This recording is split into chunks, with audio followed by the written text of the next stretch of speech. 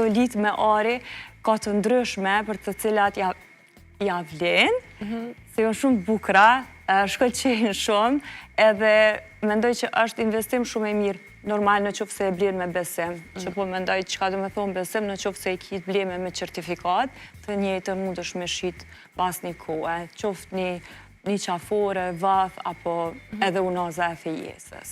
Më dole pikrisht të kjo puna e unazës e fejesës, sepse duket se për vajzat është diçka shumë ideale që propozimi për nga partneri tyre të jetë pikrisht me një diamant. Po, kreti kena qef, edhe shumë zara është.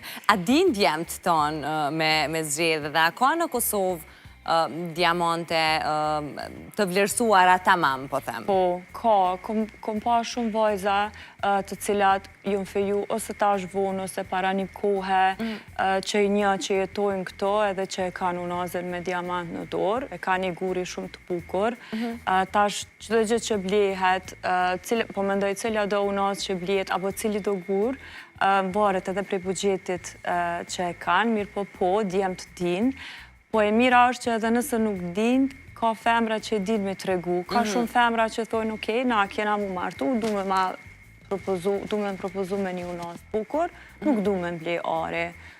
Po flasë për mentalitetin tonë, mirë po ka. Është që është që e një personalisht.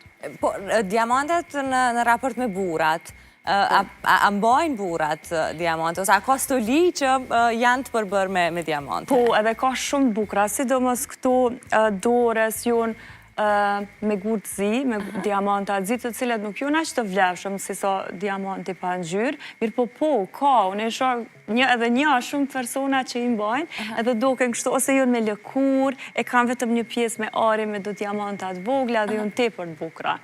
Ka. A i dalën me sy të lirë pa ato pajisjet, ndashta jo diçka kritë të imët, po për shembull një unazë, si kjo për shembull që duket që s'është prej kilometrave, po a i dalën edhe të është kthy në një deformim profesional, po e quaj kështu që me i pa njerëzit çka po bartin, a i kanë të çmueshëm?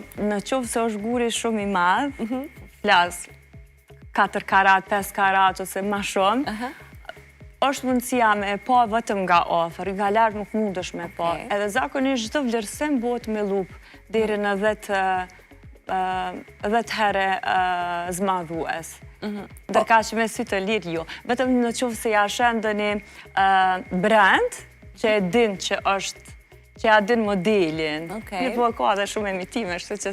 Pra i bie që njerëzit, si puna ime, që s'marin vesh edhe si kanë pajisje, se kanë lupën, munden me shku me e ble edhe ndoshta me u rejt nga pamja e bukur edhe mos me qenë tamam diamanta. Për që ata gjithmonë duhet me ble me certifikat. Edhe ata me certifikat kështu ndërkombëtare, si që është thirrë GIA apo HRD, unë ku e kom kry shkollën. Këto janë 2 certifikimet të njohura ndërkombëtarisht edhe që i ki për të njëtë, nuk bën me dyshu. Ndërka që ka dhe shumë certifikata tjera nga shtetet të tjera, të cilave personalisht nuk ju kisha besu. Kështu që kushdo që do të me bleni me vetë besim edhe me certifikat. A ka raste që dikush, ndoshta ose prej miqve ose njerëzve të panjohur, duke i ditë edhe certifikimin tënd tashmë, të kanë kërku ndihmë edhe të kanë thonë, po du me e bu një propozim ose me bu një dhuratë, a vjen me mu ose apo e zgjedh ti, do më thënë të kam besu deri në këtë formë edhe ti e ke krysi shërbim. Po, ka thonë